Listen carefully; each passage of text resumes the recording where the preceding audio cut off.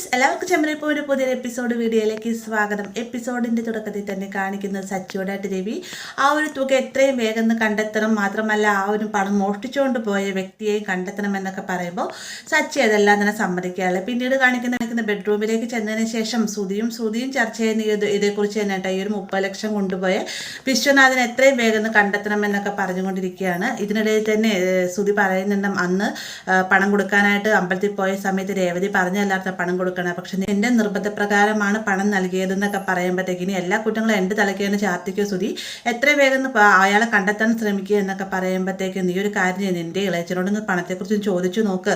ഡീലർമാർ തന്നെ 30 ലക്ഷം രൂപ അഭിലാഷ് സാറിന് കൊടുത്തില്ല എന്നാണെങ്കിൽ തീർച്ചയായിട്ടും അഭിലാഷ് സാർ നമ്മളുമായിട്ടുള്ള ഡീലർഷിപ്പ് ക്യാൻസൽ ചെയ്യാൻ സാധ്യതയുണ്ട്. ഇപ്പം തന്നെ ഞാൻ വിളിച്ചിട്ട് അഭിലാഷ് സാർ ഫോൺ എടുക്കുന്നില്ല എന്നൊക്കെ ശ്രുതി പറയുമ്പോഴത്തേക്കും അങ്ങനെയാണെങ്കിൽ കണക്കായിപ്പോയി. ശ്രുതിയുടെ കയ്യിലിരിപ്പ് കൊണ്ടല്ലേ ഒരു പണം നഷ്ടമായി പോയത്. ഒരിക്കലും ഞാൻ എൻ്റെ അച്ഛനോട് ഈ തുകയെക്കുറിച്ച് ചോദിക്കില്ല, പണത്തിന് വേണ്ടി മാത്രമാണ് ഞാൻ എൻ്റെ അച്ഛനെ വിളിക്കുന്നത് എന്ന് അച്ഛൻ കരുതും. അതൊക്കെ നാണക്കേടാണ് ശ്രുതി പറയുന്നുണ്ട്. കൂടുതൽ തന്നെ എത്രയും വേഗം തന്നെ ഇയാളെ കണ്ടെത്തി ആ ഒരു പണം നമുക്ക് തിരികെ മേടിച്ചതിന് ശേഷം അങ്കിളിൻ്റെ കൈകളിലേക്ക് പണം നൽകണമെന്ന് ശ്രുതി പറയുന്ന സമയത്ത് അച്ഛൻ്റെ കൈകളിൽ ഏൽപ്പിക്കുന്ന ആ ഒരു പണം കിട്ടിക്കഴിഞ്ഞാൽ ആ ഒരു തുക എൻ്റെ കയ്യിൽ നൽകണം, അത് ഡീലർമാർക്ക് തിരികെ കൊടുക്കാനുള്ള പണമാണെന്നൊക്കെ പറയുമ്പോഴത്തേ ശ്രുതി, നിന്റെ ഈ ഒരു ആക്രമണമാണ് എല്ലാത്തിനും പ്രശ്നമായത്, ആദ്യം നീ അയാളെ കണ്ടെത്താൻ ശ്രമിക്കുക എന്നൊക്കെ പറയാൻ കേട്ടോ.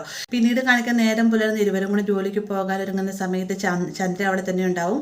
ചന്ദ്രയോടായിട്ട് ചോദിക്കുന്നു, എന്താ അമ്മ ഇത്ര അധികം ആലോചിക്കുന്നതെന്ന് ചോദിക്കുന്ന സമയത്ത് എത്രയും വേഗം തന്നെ ആ ഒരു 30 ലക്ഷം രൂപ കണ്ടെത്തി ആ ഒരു തുക രവിയേട്ടൻ്റെ കൈകളിലേക്ക് ഏൽപ്പിക്കണം, അതല്ല എന്നൊരു സച്ചി ഒരു കാലത്ത് സ്വസ്ഥത തരികയില്ല.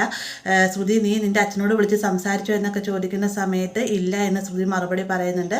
എത്രയും വേഗം ആ ഒരു തുക നമ്മൾ എങ്ങനെ ഒപ്പിച്ചേ മതിയാവും, എന്തായാലും ആ ഒരു തുക മോഷ്ടിച്ചുകൊണ്ട് പോയതിനെ കണ്ടെത്തി ഈ പണം തിരികെ മേടിക്കാമെന്നുള്ള ഐഡിയ ഒന്നും നടക്കുമെന്ന് എനിക്ക് തോന്നുന്നില്ല എന്നൊക്കെ ചന്ദ്ര പറയുന്ന സമയത്ത്, ഇതുകൊണ്ടില്ലാതെ നമ്മുടെ തുകയാണ്, നമ്മുടെ അധ്വാനത്തിൻ്റെ വേർപ്പിൻ്റെ തുകയാണ്, അതെങ്ങനെയെങ്കിലും അയാളെ കണ്ടെത്തി തിരികെ മേടിക്കണമെന്നൊക്കെ രവി പറഞ്ഞുകൊണ്ടിരിക്കുന്ന സമയത്താണ് രേവതിയും സച്ചി അങ്ങോട്ടേക്ക് വരുന്നത് കേട്ടോ.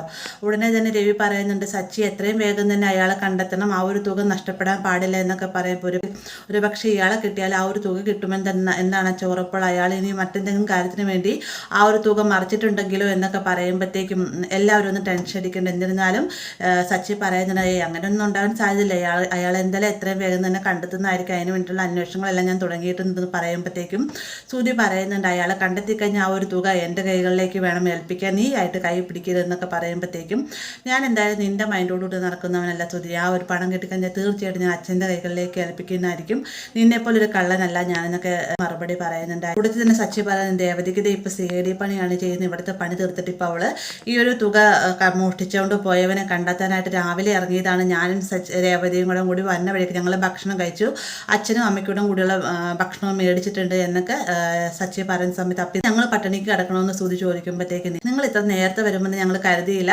അങ്ങനെ നിങ്ങൾക്ക് കൂടിയുള്ള ഫുഡ് മേടിച്ചെന്ന് രേവതി മറുപടി പറയുമ്പോഴത്തേക്ക്, എന്തിന് ഫുഡ് മേടിക്കുന്നത്, പാർലറടുത്തേക്ക് 2 കൈ ഉണ്ടല്ലോ, പാർലറടുത്ത് ചെന്ന് ഇവർക്കുള്ള ഭക്ഷണം ഉണ്ടാക്കി കൊടുക്കാൻ ശ്രമിക്കുക എന്നൊക്കെ പറയുമ്പോഴത്തേക്കും ശ്രുതി മടിച്ചു നിൽക്കുന്നുണ്ട്. പെട്ടെന്ന് തന്നെ ശ്രുതി പറയുന്നു, അവളെന്തിനും ഉണ്ടാക്കണം, അമ്മ രേവതിയോട് ഫുഡ് ഉണ്ടാക്കാൻ പറയുമ്പോഴത്തേക്കും എനിക്കും ഹോട്ടലിലെ ഭക്ഷണം ദഹിക്കത്തൊന്നുമില്ല, രേവതി നീ എത്രയും വേഗം പോയി കുറച്ച് ഭക്ഷണം ഉണ്ടായിക്കൊണ്ട് വാ എന്ന് പറയുമ്പോഴത്തേക്ക്, രേവതി മോൾ ഏത് സമയത്ത് അടുക്കളയിൽ കയറ്റില്ല, നിനക്ക് യാതൊരു സ്വസ്ഥതയില്ലല്ലേ ചന്ദ്രേ, എന്തായാലും രേവതി മോൾ ഇന്ന് ഇപ്പം അടുക്കളയിൽ കയറാൻ നോക്കുന്നില്ല, നീ എൻ്റെ കൂടെ ഭക്ഷണം കഴിക്കാൻ വരുന്നുണ്ടേ വാ എന്നും പറഞ്ഞുകൊണ്ട് രവി അവിടെ നിന്ന് എഴുന്നേറ്റ് പോകുന്നുണ്ട് കേട്ടോ. പിന്നീട് ശ്രുതി പറയണം, ശ്രുതി ഞങ്ങൾക്ക് വിശക്കുന്നുണ്ടെങ്കിൽ ഞങ്ങൾക്കൂടും കൂടിയുള്ള ഭക്ഷണം ഉണ്ടാക്കി തായി എന്നും പറഞ്ഞുകൊണ്ട് ശ്രുതി അടുക്കളയിലേക്ക് കയറി ദോശ ഉണ്ടാക്കുന്ന സമയത്ത് ദോശ ഉണ്ടാക്കാൻ ശ്രമിച്ചിട്ട് നടക്കുന്നില്ല, അവസാനം അടുക്കി പിടിച്ചിട്ട് മുറിഞ്ഞ് പീസായി പോട്ടെ. ഈ ഒരു സമയത്ത് വർഷ അവിടെയുണ്ട്. വർഷ പറയുന്നുണ്ട്, ഇത് ദോശയല്ലേ ചേച്ചി, ഇത് കൊത്തു പൊറോട്ട എന്ന് പറയുന്ന പോലെ കൊത്തു ദോശയാണെന്ന് പറഞ്ഞ് കളിയാക്കുന്നൊക്കെ ഉണ്ട്. ആ ഒരു സമയം തന്നെ രേവതി അങ്ങോട്ടേക്ക് വന്നതിന് ശേഷം ശ്രുതിന് ദോശ ഉണ്ടാക്കുന്ന രീതിയൊക്കെ, അതായത് വെളിച്ചെണ്ണയൊക്കെ തടവിയിട്ടൊക്കെ വേണമെന്നൊക്കെ പറഞ്ഞ് കാണിച്ചു കൊടുക്കാണ്ട് അങ്ങനെ ശ്രുതി ഒരു നല്ല രീതിയിലൊക്കെ ദോശ ഉണ്ടാക്കിക്കൊടുക്കുക. ഈ ഒരു സമയത്ത് തന്നെയാണ് ശ്രുതിയും ചന്ദ്രയും വിശപ്പ് സഹിക്കാനാകാതെ ശ്രുതിയോട് എത്രയും വേഗം ഭക്ഷണം കൊണ്ടുതരാൻ പറയുകയും ശ്രുതി താൻ ഉണ്ടാക്കിയ ദോശയും ചമ്മന്തി ഇവർക്ക് കൊണ്ടേ കൊടുക്കുകയും ചെയ്യുന്നുണ്ട്. എരിവ് കാരണം ചമ്മന്തിയും ദോശയും കഴിക്കാനാവാതെ ഇരുവരും ശ്രുതിയെ വഴക്ക് പറഞ്ഞിട്ടാണ് അവിടെ നിന്ന് പോകുന്നത്. പിന്നീട് കാണിക്കുന്നത് സച്ചി വന്നിട്ട് രേവതിയോട് പറയുന്നത്, ആന്റണിയുടെ കയ്യിൽ നിന്ന് ശ്രുതി പലവണകളായിട്ട് പൈസ മേടിച്ച കാര്യം ശരത്ത് എന്നെ വിളിച്ച് പറഞ്ഞിരുന്നു എന്നൊക്കെ പറയുമ്പോഴത്തേക്ക് അവളുടെ ഒരുപാട് കള്ളത്തരങ്ങളുണ്ട്, അതെല്ലാം തന്നെ പുറത്ത് കൊണ്ടുവരണമെന്നാണെങ്കിൽ നമ്മൾ തന്നെ ശ്രമിച്ചാൽ മതി. ഒരു കാര്യം ചെയ്യുക, ആന്റണിയുടെ കയ്യിൽ നിന്ന് ഇവിടെ പണം മേടിച്ചിട്ടുണ്ടെന്ന് ഉറപ്പിക്കുന്നതിന് വേണ്ടിയിട്ട് നീ അവളോട് നൈസായിട്ട് ആന്റണിയുടെ കാര്യങ്ങളെക്കുറിച്ച് പറയുക, അപ്പോൾ അവളുടെ മുഖത്ത് മാറ്റം വരുന്നുണ്ടെങ്കിൽ അവൾ കള്ളത്തരം ചെയ്തിട്ടുണ്ടെന്ന് കാര്യം ഉറപ്പാണ്, ആണെന്ന് സച്ചി പറയുന്നുണ്ട്. അങ്ങനെ സച്ചി പറഞ്ഞ പ്രകാരം തന്നെ രേവതി ശ്രുതിയുടെ അടുത്തേക്ക് ചെന്നതിന് ശേഷം ആൻ്റണിയുടെ കയ്യിൽ നിന്ന് ഈ പണം മേടിക്കുന്നുണ്ട് എന്നൊക്കെ ചോദിക്കുമ്പോഴത്തേക്കും ശ്രുതി ഒന്നും പതറുന്നുണ്ട്. അതെല്ലാം തന്നെ രേവതി നോക്കിക്കാണുകയാണ്. അതിനുശേഷം പറയുന്ന ഒരിക്കലും അവൻ്റെ കയ്യിൽ നിന്ന് പണം മേടിക്കരുത്, അവനെപ്പോൾ ഒരു പലിശക്കൊള്ളക്കാരൻ്റെ കൂടെ കയ്യിൽ നിന്ന് പണം മേടിച്ചെന്ന് ചതിയിൽ വീഴുകയുള്ളൂ എന്നൊക്കെ പറയുമ്പോഴത്തേക്കും നിങ്ങളുടെ എല്ലാ ഉപദേശത്തിന് നന്ദി എന്ന് പറഞ്ഞുകൊണ്ട് ഒരു പുച്ഛഭാവത്തോടെ തന്നെ ശ്രുതി അവിടെ നിന്ന് പോകുന്നുണ്ട്.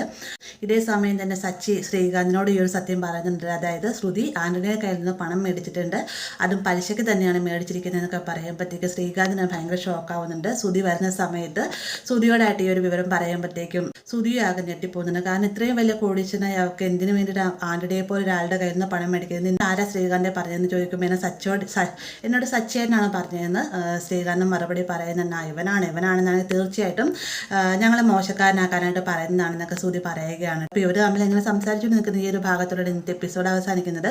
വീഡിയോ ഇഷ്ടമായ ലൈക്ക് ചെയ്യാനും കൂടെ ചാനൽ സബ്സ്ക്രൈബ് ചെയ്യാനും മറക്കരുത്.